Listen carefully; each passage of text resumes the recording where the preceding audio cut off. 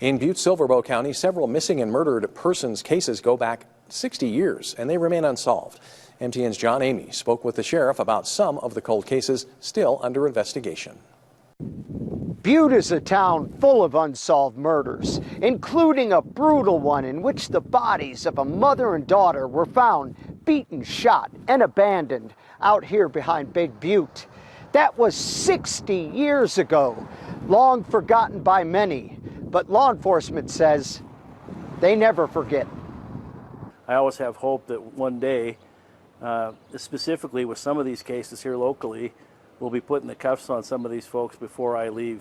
Since 1965, Butte investigators still haven't brought the killer of Marjorie and Nancy McQuiston to justice. There's a lot of people who were there at the time of that crime are deceased now, so that's one thing we have to deal with. But technology is always changing, and we always have hope that we'll be able to solve some of these cases.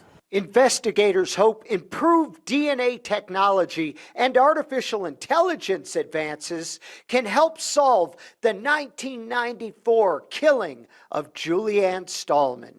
It doesn't hurt to go back and look at those pieces of evidence as technology changes, because like I said, what wasn't a critical piece of evidence in 1994 may be a critical piece of evidence today. In 2007, Brandy Christensen disappeared without a trace. In 2012, the only thing found of Michael Canada were a pair of severed legs. Both cases remain unsolved. The person who's responsible for these crimes is always going to be looking over their shoulder, and someday there'll be a law enforcement officer that says, "You're coming with us," and that'll be their last free breath. In Butte, John Amy, MTN News.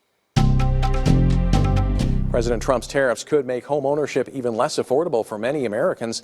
A new report from the Canadian Chamber of Commerce warns that tariffs on Canadian imports could add $14,000 to the average cost of building a U.S. home. Canada supplies nearly 70% of U.S. lumber imports and significant amounts of steel and copper. The White House disputes those findings, claiming exporters will bear the costs and not Americans.